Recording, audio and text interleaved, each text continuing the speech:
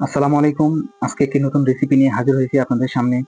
সেটি হচ্ছে বোম্বাই মরিচের আচার বা পোরশার মানুষ যেটাকে আমরা ঝালের আচার বলি। এই আচারটি পোরশার অনেক বিখ্যাত আচার। তো চলুন দেখি কিভাবে বানানো হয় এই আচার।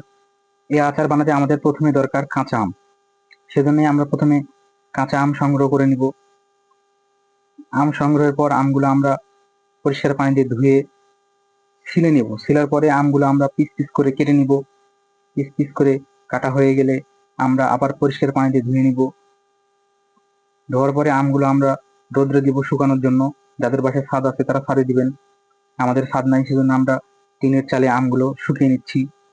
আমগুলো শুকনো হয়ে গেলে কালো বর্ণের হয়ে যাবে, তখন আমরা ব্লিন্ডারে ব্লেন্ড করে নিব। একেবারে পাউডার করবো না, সেদিকেও খেয়াল রাখতে হবে যাতে দানা দানা থাকে।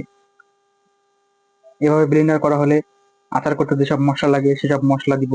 স্বাদ মতো লবণ, গুড়, চিনি এবং খাঁটি সরিষার তেল দিব। তারপরে আমরা বাজার থেকে লাল টুকটুকে বোম্বাই মরিচ কিনে নিয়ে আসবো। বোম্বাই মরিচ কিনে নিয়ে আসার পরে বোটা সহ কেটে নিব এবং ভিতরের বিচিগুলো বের করে নিব। তারপরে ওই মশলাগুলো ঝালের মধ্যে দিয়ে পুড়ে দিব। তারপরে আমরা এভাবে ডুবো তেলে আচারগুলো রেখে দিব। এভাবে প্রায় 2-4 বছর আচারগুলো সংরক্ষণ করা হয় এবং বিরিয়ানি এবং পোলাওতে এই আচার অনেক টেস্টি।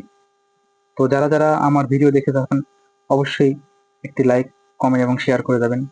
দেখা হবে পরের ভিডিওতে। আল্লাহ হাফিজ।